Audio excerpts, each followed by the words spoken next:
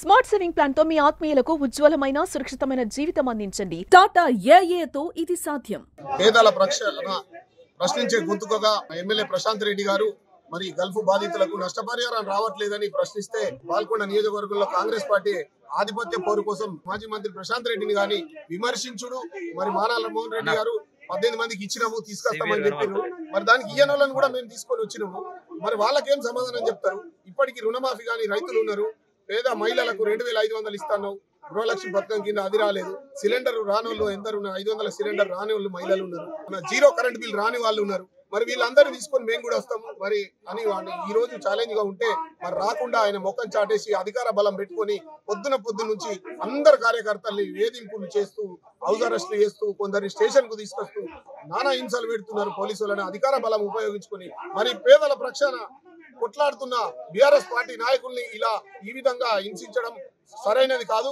అలాగే ఇక్కడ శాంతియుతంగా జరుపుకోమని చెప్పి అందరిని ఎక్కడెక్కడ పంపిస్తామని చెప్పి సిఐ గారు అన్ని చెప్పి ఇలా కాంగ్రెస్ వాళ్ళని రోడ్డు మీద వదిలి బీఆర్ఎస్ వాళ్ళని ఇంట్లో నిర్బంధం చేయడం, ఇది పోలీసు వాళ్ళు గవర్నమెంట్ కు వత్తాసు పలకడం కాదా అని నేను ప్రశ్నిస్తా ఉన్నాను. మీరు అధికార పక్షానికి ఎన్ని రోజులు వత్తాసు పలుకుతారు?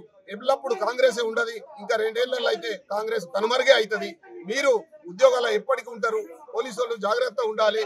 ఇది మీరు ప్రజల పక్షాన ఉండాలి, ఇరు వర్గాలకు సమాన న్యాయం చేయాలి. కానీ ఈ కాంగ్రెస్ చేతగాని తరం ఇచ్చిన హామీలు నెరవేర్చలేక ఇవన్నీ ప్రతిపక్షాలు ప్రశ్నించే ప్రతిపక్షాల మీద గొంతు నొక్కడం తప్ప మీరు పేదలకు ఏ సంక్షేమ పథకం కూడా అందిస్తలేరు. కానీ మీరు ఒక మాట చూపినారు ఇవాళ ఎమ్మెల్యే ఇంటి మీదకి దాడి అని చెప్పి, ఇది మాకు కూడా రేపు అవకాశంగా మారింది.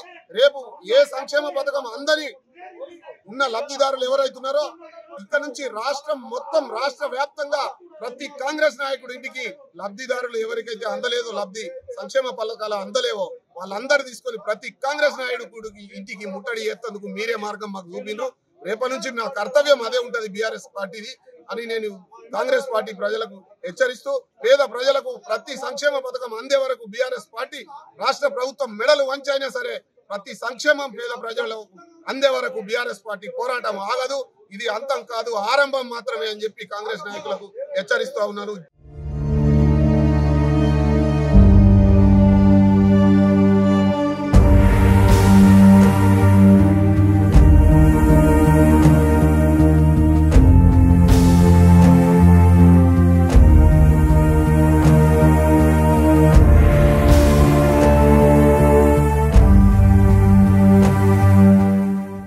పాల్గొండ నియోజకవర్గంలో శాంతి భద్రతలు పూర్తిగా దెబ్బతిన్నాయి. కాంగ్రెస్ పార్టీ నాయకులు మండలానికి ఒక్కడు జమై ఇక్కడ అరాచకాలు ఆకాశాన్ని అంటుతున్నాయి. 10 సంవత్సరాలు గత ప్రభుత్వంలో వేల కోట్ల రూపాయలు అభివృద్ధి చేసినటువంటి మా ఎమ్మెల్యే గారి మీద ప్రజాదరణ ఇంకా 20 ఏళ్ళైనా ఇతనికి ప్రజాదరణ తగ్గదని ఒక రౌడీజానికి, గతంలో ఉన్నటువంటి రాయలసీమ ఫ్యాక్షనిజానికి తెరలేపుతున్నారు.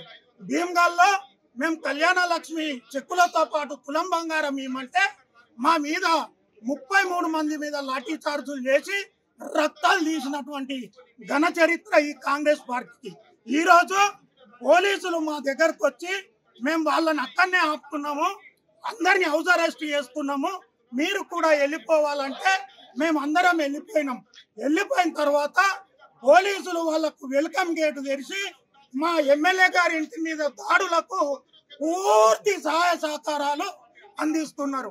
పోలీస్ సోదరులారా, మిత్రులారా, మీరు ప్రభుత్వ ఉద్యోగులు, ఎల్లకాలము కాంగ్రెస్ పార్టీ ప్రభుత్వం ఉండదు, ఎల్లకాలము ఏ పార్టీ ఉండదు. ధర్మంగా న్యాయంగా పరిపాలన చేయండి.